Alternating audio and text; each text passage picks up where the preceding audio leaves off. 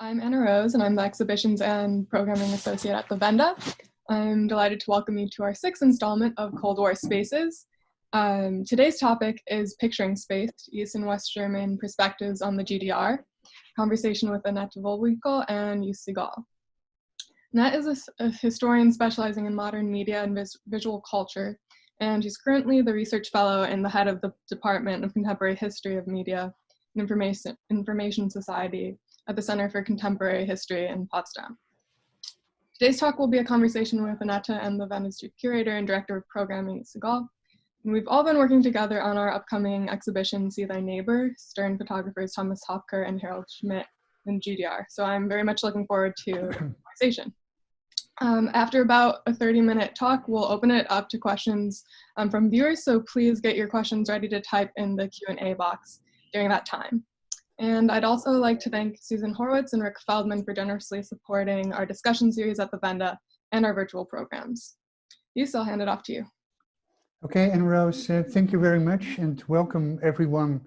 Let me start by saying that the Wende Museum stands firmly with the Black Lives Matter movement and all those trying to put an end to systemic racism, violence and oppression in the United States and elsewhere.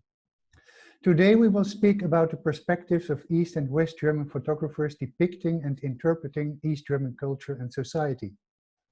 Given the ideological antagonism between East and West during the Cold War, what did they see? Where did they differ?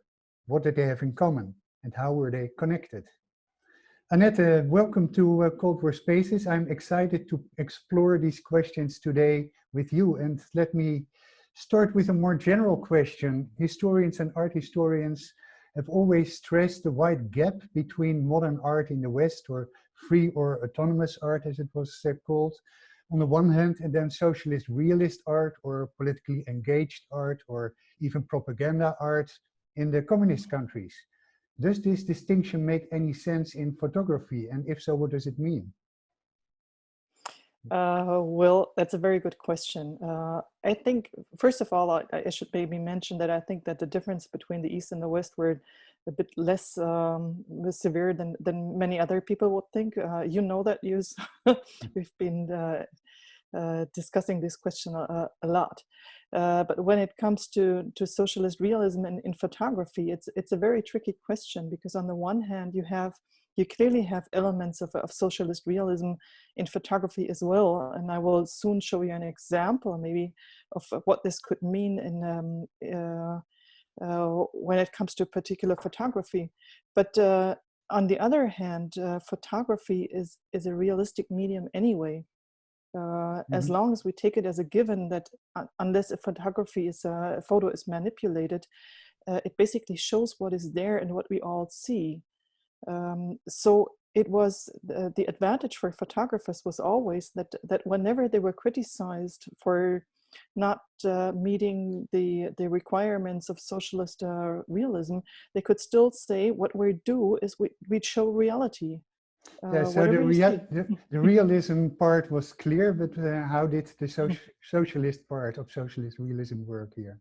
What was expected from the photographers?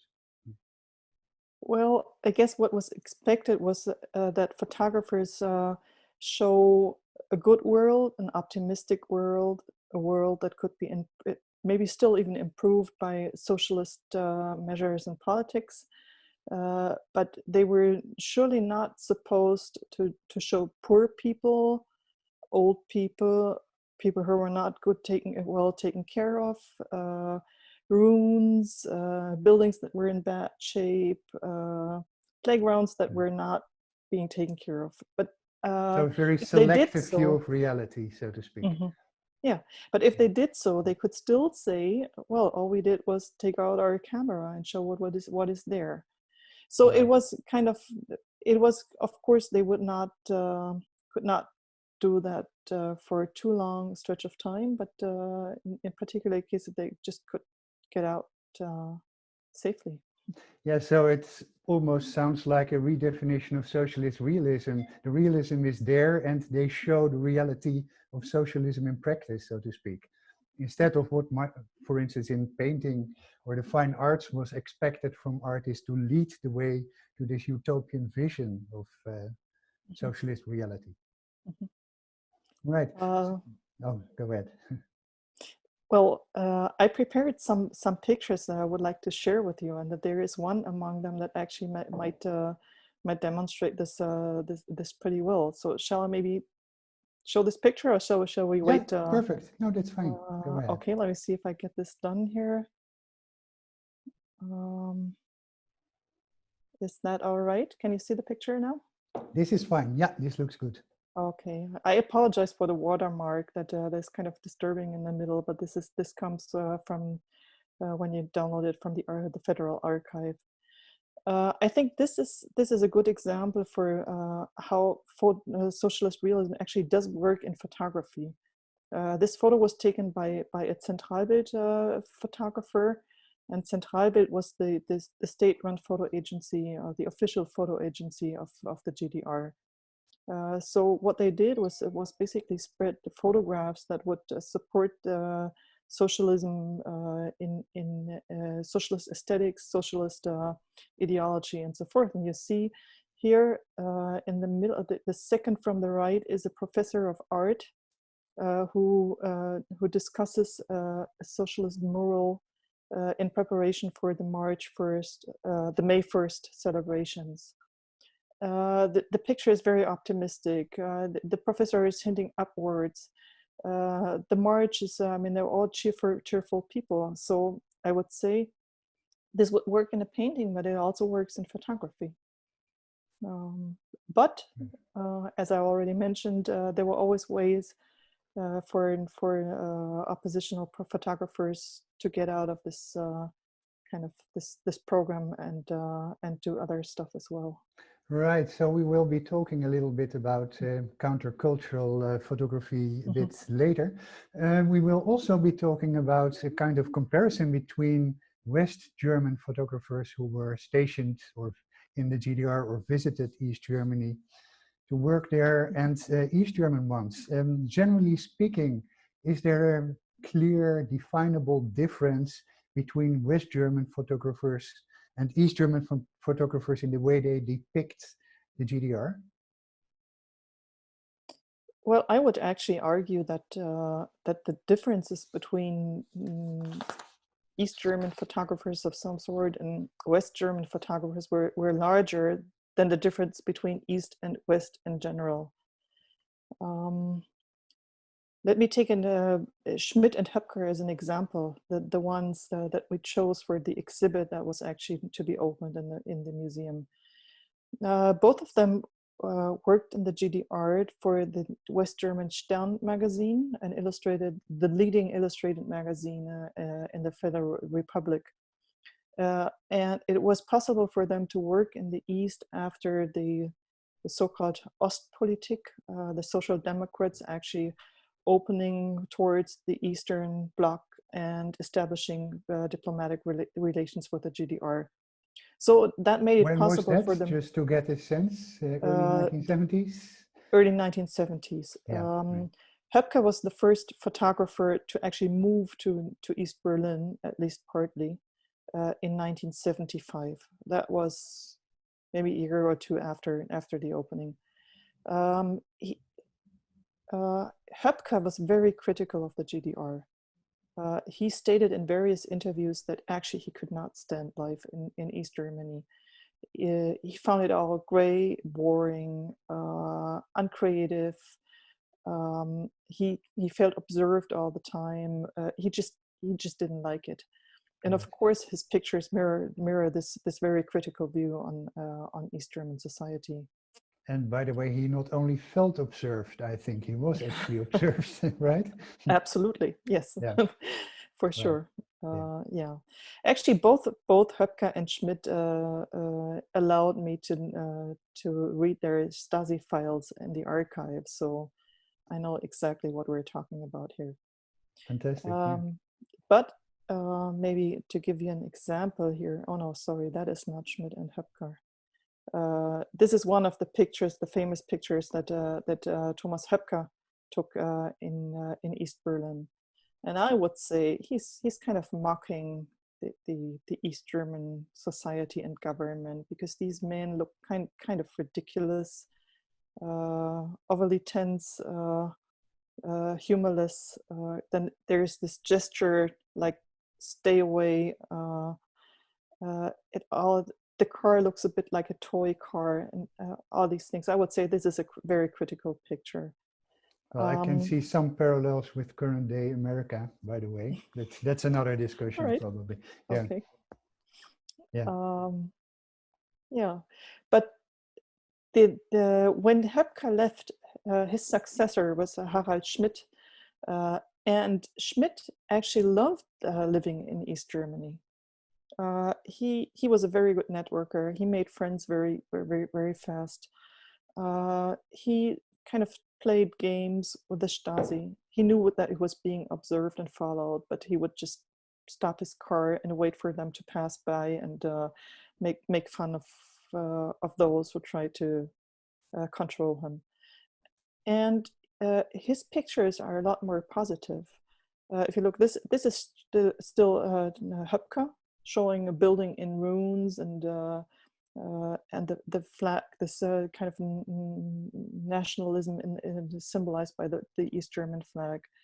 But then with this building, exactly the kind of pictures the East German government didn't want to see from East German photographers, exactly. Right? Yeah, okay. Exactly. Yeah. And they knew this was published in the Stern, and of course the East German government was not amused about these pictures being shown as kind of the GDR in a West German magazine. Right. But then again, the Stern also published pictures like this, taken by Höpker's successor Harald Schmidt, and this is a military subject. We're seeing an army in action here. But these guys look like kind of nice people, don't they? I mean, they wear sunglasses, they're smiling. One of them is kind of stepping out of the line in order to pat a child on the head. This is a nice army, if you ask me. You might find them a bit ridiculous from today's perspective, but they're surely not aggressive and not petit bourgeois. They're kind of, well, they're having fun after all. So it is ridiculous but human. Yes, maybe. Right. Yeah. So if you ask me, you can tell us for many of these pictures whether they were taken by critical Höpker or amused Harald Schmidt. Very interesting. Yeah. So you mentioned that sometimes the differences between or among West German photographers and among East German photographers are clearer or bigger than the differences between East and West. Maybe can you show us an example or tell us about an example where, for instance, critical left-wing photographers, journalists in West Germany reporting on the Vietnam War might have parallels with what was being shown in East Germany? Maybe let's make us one step back, because I have two examples also for showing the difference between East German photographers among them before skipping to Vietnam. Right. I have to go back here for a minute. This is a picture that I actually found in the context of doing some research on the depiction of May 1st parades in the East German press. And what we have here is a very good example of how photographs can show the sunny side of socialist societies. You have these kids playing, going down the slide. You have a father carrying his child on his shoulders. You have these people marching for a better future on the top. You also have the bike race in the lower left side. So these are all snapshots or pictures showing the good sides of life under socialism. But then again, on exactly the same occasion, which is May 1st, in this case 1987, you have a photograph by Harald Hauswald, which is kind of an iconic photograph of GDR history, if you ask me. showing Alexanderplatz in the center of East Berlin, and then these bunch of people trying to get home safely through the storm. And of course, also a good example of Harald Haudes showing what was there. He did not invent these people. He did not arrange the photograph. It's just that it was raining cats and dogs, and he took the picture. Right. But of course, the subtle message is a completely different one than the one we had before. Yeah, he knew how to choose his moments, so to speak. Absolutely. Right. And now that we are with Hauswald, maybe that's a good moment to also speak a little bit about critical or maybe even countercultural photographers in East Germany. I saw quickly an image from Sibylle Bergemann passing. And there are some such interesting examples of photographers who sometimes, like Sibylle Bergemann, worked for official publications, the fashion magazine Sibylle, but then also had their own practice where they maybe did made photographs that were not so much appreciated by the official side. Can you tell us a little bit about that? Well, Sibylle Bergemann is one of my favorite photographers, and I think this picture that she took, which is part of a series that she took over more than 10 years, exactly as you see in the caption, it was from 1975 to 86. It is the construction of the Marx Engels monument that is still today displayed on Alexanderplatz in the center of Berlin. Here we see a scene taken during this construction work, and these are still plaster models that were not. This is not the metal sculpture that we see later. This is the plaster model that was made as a step in between. And of course, this is a realistic picture, and she never got herself in trouble for taking these pictures and publishing them. But if you take a second look, you see the fathers of socialism, headless, chained, in bad weather. Kind of, you ask yourself, what is this going to be in the end? Today, people often read this as the destruction, as taking down the monument and not setting up the monument. And then, if you ask me, if you look at the background, this looks like a Magritte painting. Absolutely, yeah. Which, of course, knowing that surrealism was not well suffered in the Eastern Bloc. This is kind of more or less openly mocking socialist ideas and the ideas in socialist art ideology. But as long as nobody sees this, and people were in the Stasi, for example, were obviously not well trained to read photographs, they could get away with it. Great, yeah. Now, an absolutely beautiful picture. Do we know anything about Sibylle Bergemann's intentions? Did she express herself about these photographs, this series? I have not found anything. Okay, yeah. Maybe she has commented on this, but I think it was more her. She was so much into photography and believing that the pictures must speak for themselves. That at least to my knowledge, she never commented this in public. No, right. Do we know, or do you know of any instances where East German photographers got in trouble with the Stasi, with the Secret Service? To my knowledge, I don't know of any East German photographer who was jailed for taking and publishing particular photographs. I think the one who got closest was Harald Hauswald, who was arrested for a night or two, and his apartment was searched by the Stasi, and they did take some of the photographs. But he was never sued in the context of photography. What the Stasi tried to do was get him to court for being paid in Western currency. and not paying taxes for this, because of course it was illegal. I So understand, right. they Right. knew that he had a bank account in West Berlin. But then again, Hauswald was so well known in West Germany that the Stasi feared that if they really get to him and take him to court, that the Western press would react to that immediately, and rightly so. They really did observe closely what happened to him. Right, interesting. Thank you. Shall we go back for a moment to the Vietnam example, Yes. and see how sometimes there might have been interesting and surprising parallels between the perspective of West German and East German photographers? Yes, this is a picture I chose that was taken by Thomas Billhardt, and Billhardt did work, I think, very briefly for Zentralbe, although I'm not sure. But he was not in the opposition. He was actually, I don't even know if he was a party member, but he was surely not opposed to the government, the East German government.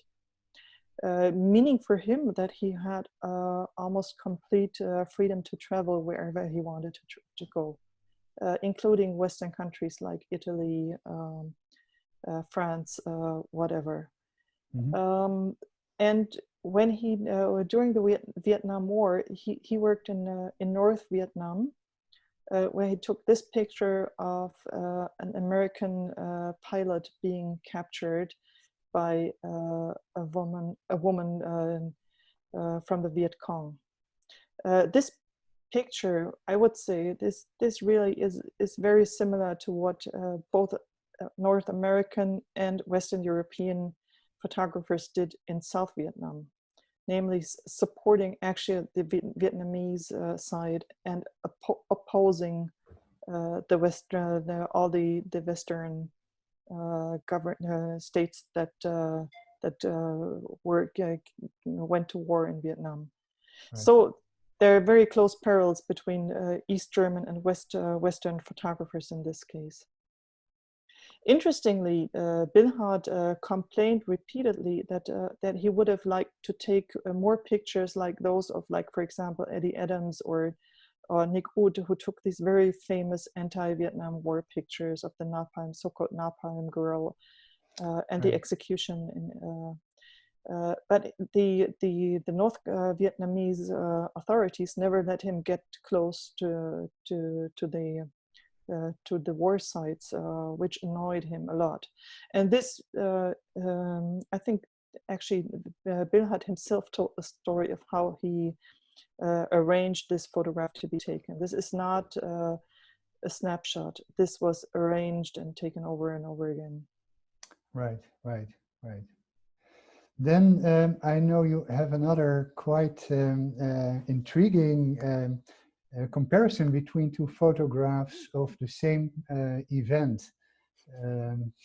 Meeting of Willy Brandt, I guess, with a perspective of a West German and an East German photographer photographing or taking a picture of exactly the same scene with the other one in the background.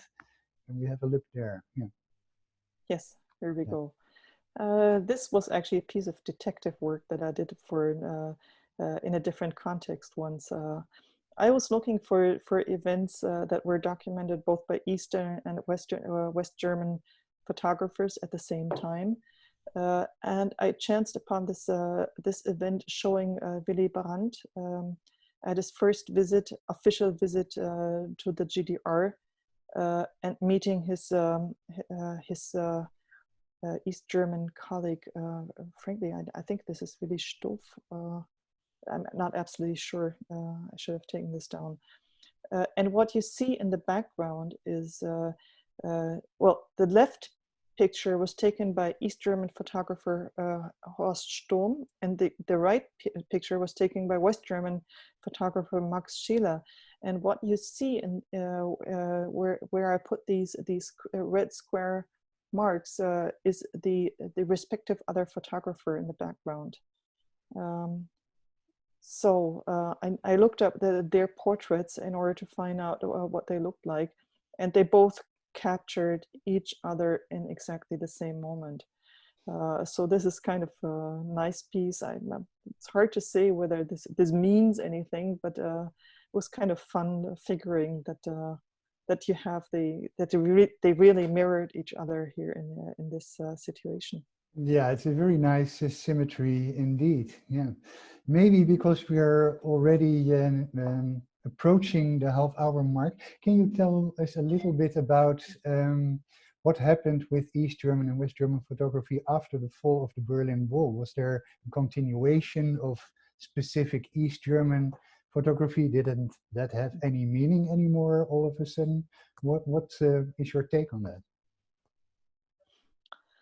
Well, in my view, it is the whatever we might call official East German photography, like for example, taken for Zentralbild or for the daily newspaper Neues Deutschland, totally vanished for a long time, and it's some of it is now being rediscovered, but it was kind of discarded as being so-called protocol photography, which means boring politician photos and handshakes and handshake situations and conferences and all this stuff, which is true to a large extent, but maybe but of course there's a lot of very interesting stuff also in the Zentralbild archive. So that is kind of not hip these days. But there is a big story of success for those East German photographers who founded the Ostkreuz photo agency in 1990, very shortly after the wall came down. And this is, to my knowledge, one of the most successful photo agencies these days. Maybe I have a screenshot here of the website, the starting one of the pictures that I have at the start of their website. Sometimes they show Sibylle Bergemann pictures and Harald Hauswald, who were co-founders of the agency, along with Ute and Werner Mahler and who else was there?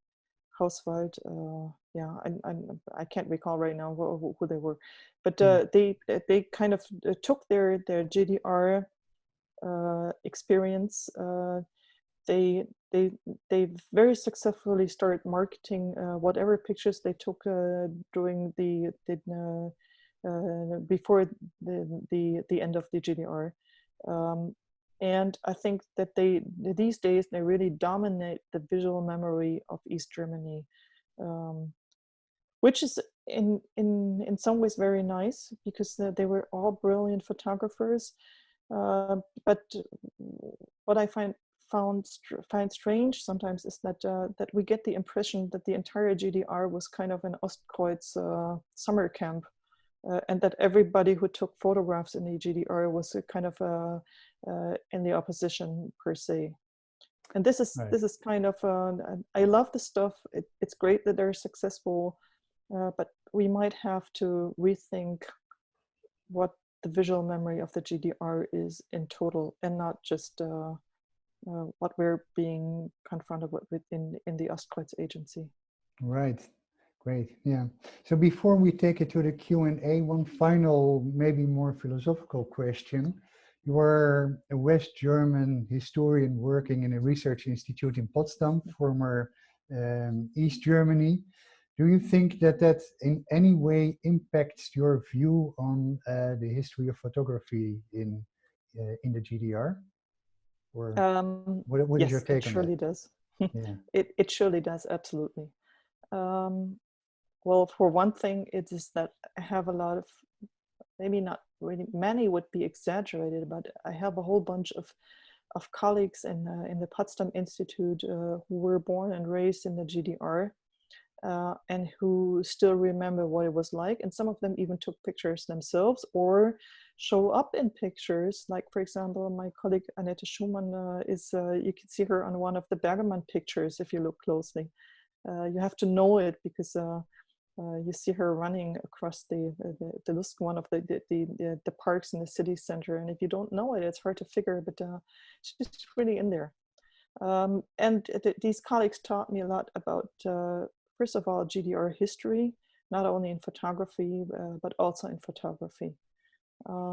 It is very, very helpful for me that I don't have this background in my own biography, because I grew up in the deep West, near the Dutch border, probably closer to you. Right. You're still in the Netherlands than to East Berlin. Okay, thank you. So I see there are already several questions in the Q&A. If you have questions, please type them there in the box, and we will go to that right now. The first question is from David Schneer, who asks, what is with the May 9th flag on the 76 photograph? I'm not quite sure which one this is. Do you know what this refers to? No, but I can go back to the PowerPoint and then maybe see where it will take us.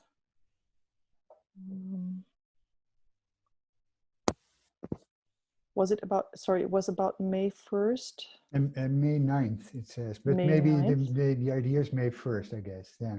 Well, this is the, no, frankly, I don't know. So maybe okay, so maybe we'll ask Schneer. David Schneer to expand on his question, and then in the meantime, I'm going to the next one, Bruce Hollihan. After German reunification, did anyone find evidence of Samistat photography from the former GDR, which were noteworthy for consideration today? Oh, that's an interesting one. Mm-hmm. Yeah.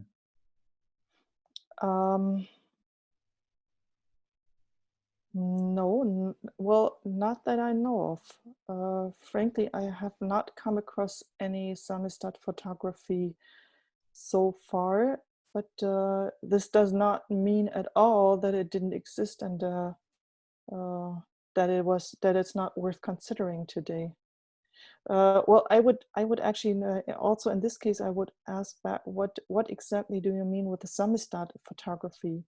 Do you mean photographs taken kind of illegally and underground, or do you refer to photographs published in Samistat publications of some sort? Well, maybe both. Or maybe both? Yeah.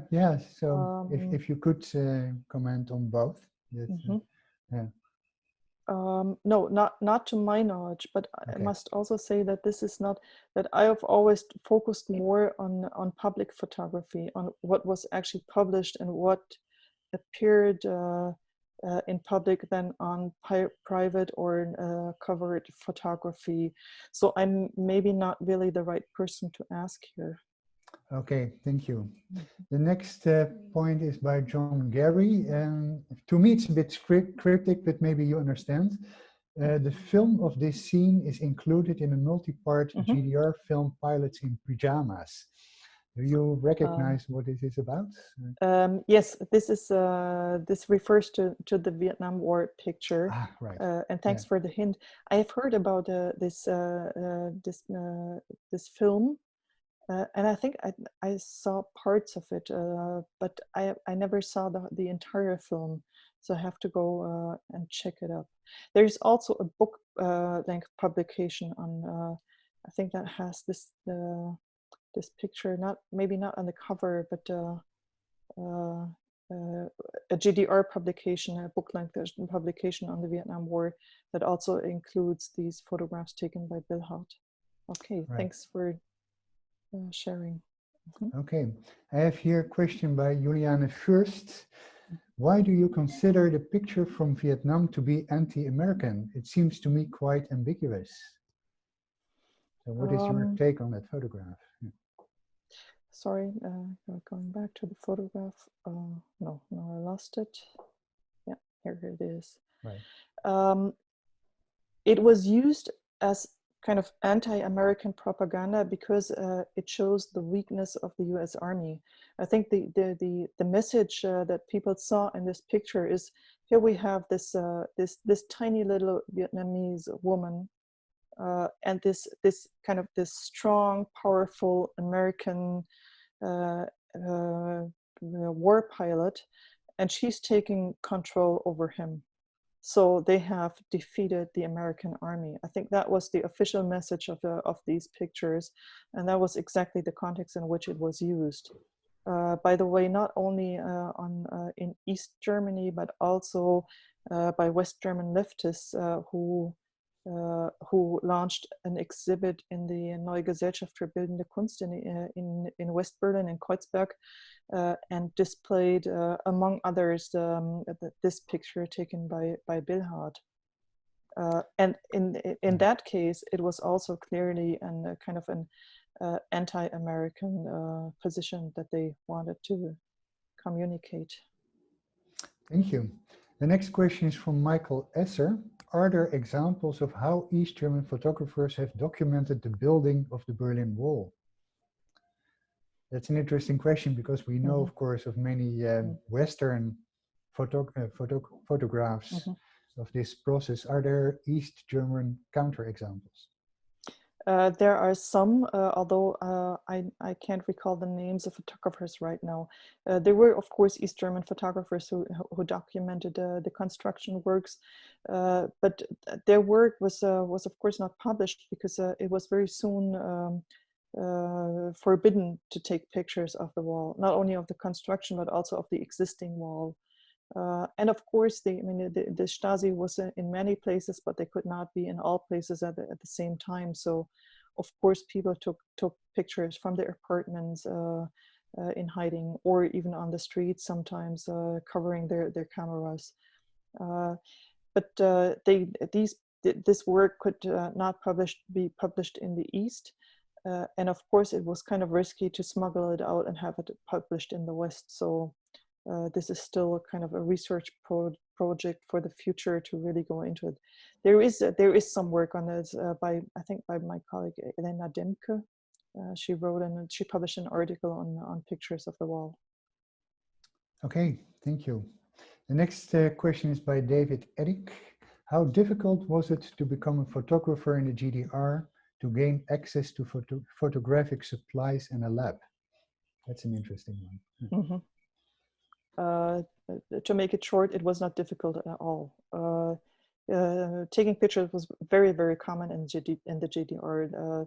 Maybe they had their own camera production, which was, and of course, maybe the camera were not as good as the Leica or the Nikon or whatever, but there was no lack of cameras in the GDR, and many people developed their pictures at home, especially black and white pictures.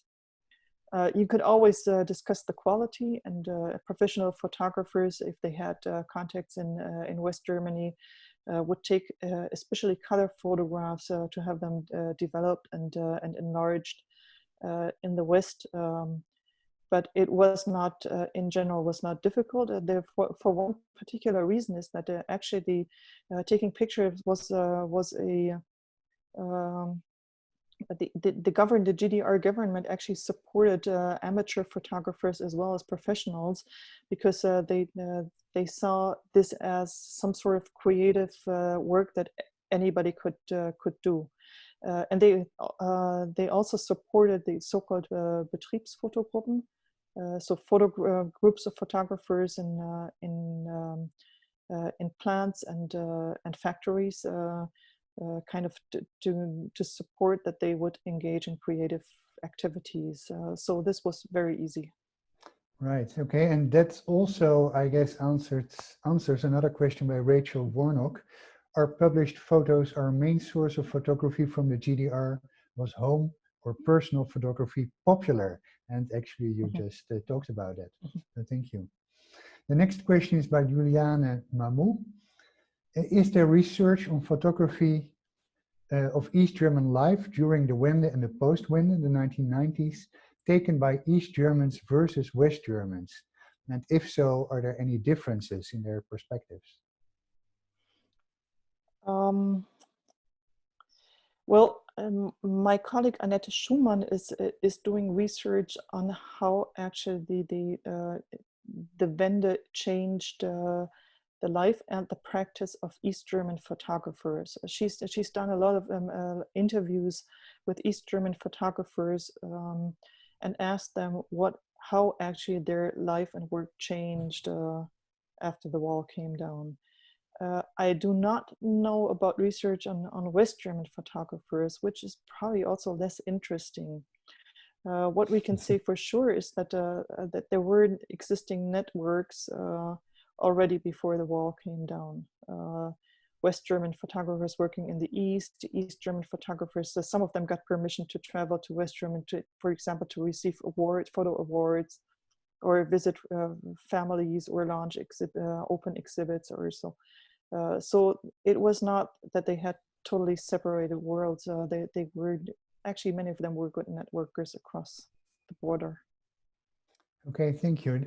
I'm going to take two questions together. One is by Michelle Willens, who asks, do you think that the films of the time were similar to the photography? And the other question is by Sarah Blaylock, who asks, was there a relationship between the anti-Vietnam photography in the GDR and the DEFA documentary studios, specifically the work by Studio Heinovsky and Scheumann? Were there collaborations? It's very hard for me to answer these questions because the much I know about photography, the little I know about film. Okay. So I'm not really competent to answer any questions concerning the DEFA production. I would be on very thin ice here, so I'm afraid I have to skip this one. Then we'll save you from the ice. Yeah. The next one is from Donald Keenan. Is Stasi surveillance photography studied? A photograph of a light bulb taken by the Stasi comes to mind. The bulb was suspected of being a projectile thrown at an official event and was photographed as if it were a still life. Well, I don't know this particular example. Thanks for sharing this. But in general, I can say that a very, very good book was just published by Philipp Springer, who is himself a researcher at the former Stasi, what's it called? The Stasi archive, and he published a fantastic book about use of photography inside the Stasi, which I can only recommend. Unfortunately, it's it's in German, but let me think. Maybe there is even English translations inside the book. And he focuses on very different kinds of views of photography, like, for example, instant cameras, Polaroid cameras that were used during house searches in order to arrange things when they left in exactly the same shape as they found them.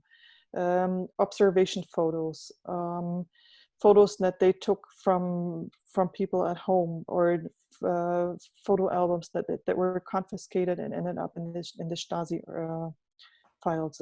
All this kind of stuff. A very different kinds of views.